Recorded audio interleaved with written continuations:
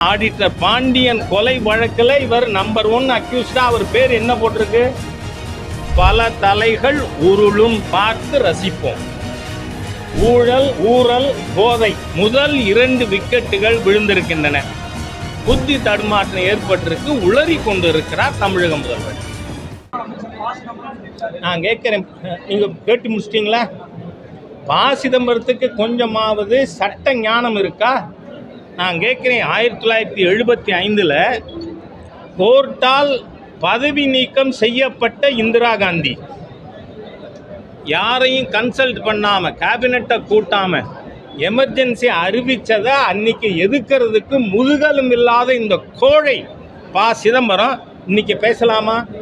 அரசியல் சட்டத்தின் எந்த பகுதி சிதைக்கப்பட்டது பாரதிய ஜனதா கட்சியால்? நீங்கள் 1.5 வருஷம் எல்லா அரசியல் கட்சியையும் எந்த விசாரணையும் இல்லாமல் ஜெயிலில் வச்சுருந்தீங்க. அன்னைக்கு வாயையும் நவத்வாரத்தையும் மூடிட்டு இருந்த கோழ சிதம்பரம் இன்னைக்கு பேசலாமா? இன்னைக்கு இருக்கிற மீட்டிங்கே நம்ம சட்டமேதை அம்பேத்கர் அவர்களை பாராட்டித்தான். ஆகவே பாரதிய ஜனதா கட்சி தான் சட்டத்தை மதித்து நடக்குதுங்கிறதுனால சிதம்பரம் போன்ற கான்ஸ்டியூஷனல் கிரிமினல்ஸ், அரசியல் சட்டத்தை இந்திரா காந்தி சிதைத்த பொழுது கூட இருந்தவர் இல்லையா இவர்? அரசியல் சட்டத்தை சிதைப்பதற்கு உடன்பட்டு இருந்தவர் தானே. அந்த சிதம்பரம் இப்ப பேசலாமான்னு கேட்கிறேன்.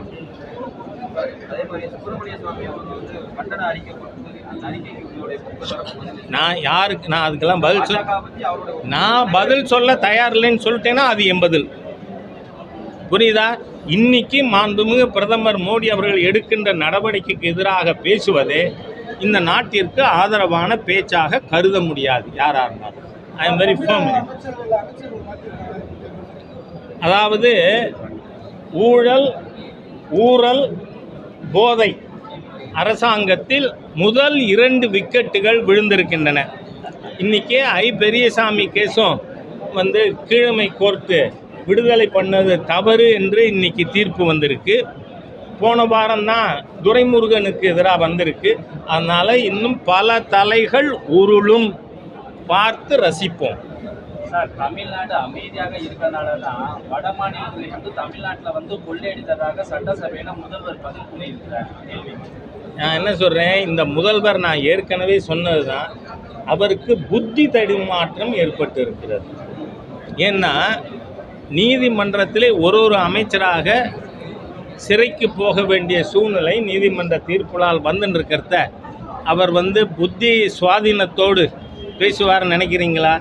புத்தி தடுமாற்றம் ஏற்பட்டிருக்கு. உளறி கொண்டு இருக்கிறார் தமிழக முதல்வர்.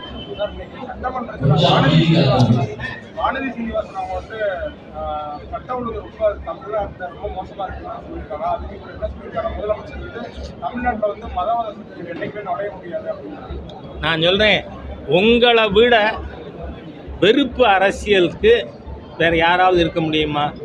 திராவிட இயக்கங்களின் மூலதனமே வெறுப்பு அரசியல். நீங்கள் ஹிந்து மத விரோதிகள். அப்போ நீங்கள் மதவாதம் பண்ணலையா? எம்பெருமான் ராமனின் படத்துக்கு செருப்பு மாலை போட்ட தீய சக்திகள் தானே திமுக. அந்த ஈவேராக்க தானே செலவச்சுன்னு இருக்கார் இந்த முதலமைச்சர். ஆகவே தமிழ்நாடு தான் முதல் மிகப்பெரிய மத வெறி அரசியல் இருக்கிறது. ஜாதி வெறுப்பு, மொழி வெறுப்பு, தேசிய வெறுப்பு, இதை மூலதனமாக வச்சு செயல்பட்டு கொண்டிருக்கின்ற வெறுப்பு அரசியலின் மூளையாக செயல்படும் ஸ்டாலின் அதிகம் பேசாமல் இருக்கிறது நல்லது. இல்லை, ஏன்னா நீங்கள் உங்கள் ஆட்சி இருக்க போகிறதே 12 மாதத்துக்கு குறைச்சல். அதனால் அதுக்கப்புறம் நீங்கள் போக வேண்டிய இடம் அரவிந்த் கெஜ்ரிவால்கிட்ட கேட்டுக்குங்க. ஏன்னா அடுத்து கேப்டன் வைஸ் கேப்டனா தெரியலை, எனக்கு நான் சொல்ல முடியாது. 2 விக்கெட் விழுந்திருக்கு. அடுத்து கேப்டன் விக்கெட்டே விழலாமா? கெஜ்ரிவாலா இங்கே தமிழ்நாட்டில் இருக்கின்ற இந்த ஊழல் டாஸ்மாக் ஊழல் கட்சி, அந்த ஆட்சி வெக்கம் இல்லையா? நீங்கள் போட்ட மனு நீதிமன்றம் டிஸ்மிஸ் பண்ணிருச்சு. வெக்கப்பட வேண்டாம் ஸ்டாலின்?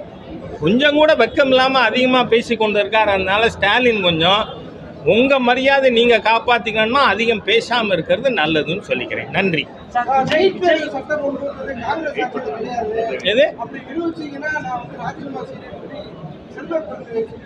செல்வ பெருந்தொகையா? கே செல்வம்னு சொல்லுங்க சார். ஏன்னா ஆடிட்டர் பாண்டியன் கொலை வழக்கில் இவர் நம்பர் 1 அக்யூஸ்டா. அவர் பேர் என்ன போட்டிருக்கு? நான் கோர்ட்டு ரெக்கார்ட்லேருந்து சொல்கிறேன். கே செல்வம். நீங்கள் எங்கேருந்தோ ஒரு பேரை சொல்கிறீங்களே. கே செல்வம் என்ன சொல்லியிருக்காரு?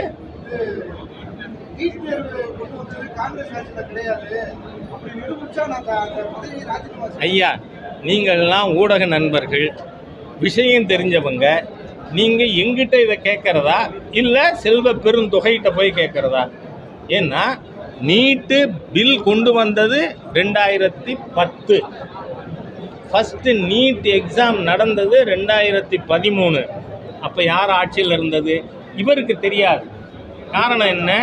புதிய பாரதம், புதிய தமிழகம், பகுஜன் சமாஜ் பார்ட்டி, விசிகே, இந்த 4 முடிஞ்ச 5வது கட்சி 5 கட்சி தாண்டி அம்மாவாசை அன்னைக்கு இவர் காங்கிரஸில் இல்லையே. அப்போ இவருக்கு எப்படி தெரியும்? அதனால் இந்த கட்சி தாவிண்டே இருக்கிற காமால கண்ணுக்கு ஒன்றும் தெரியாது. 2010 நீங்கள் வெரிஃபை பண்ணிக்கலாம். ஹெச் ராஜா தப்பாக சொன்னான்னா கேட்கலாம் நீங்கள். 2010 திராவிட முன்னேற்ற கழகத்தின் minister of state for health Gandhi Selvam தான் நீட்டு மசோதாவை பாராளுமன்றத்தில் முன்மொழிந்தது. 2013 முதல் நீட் எக்ஸாமினேஷன் நடந்தது. இது 5 கட்சி அமாவாசைக்கு தெரியாது. அதனால அவர் சொல்றார். இது போன்ற செய்திகளை மேலும் தெரிந்து கொள்ள எங்களது யூடியூப், ஃபேஸ்புக் மற்றும் ட்விட்டர் ஆப்களை சப்ஸ்கிரைப் செய்யவும்.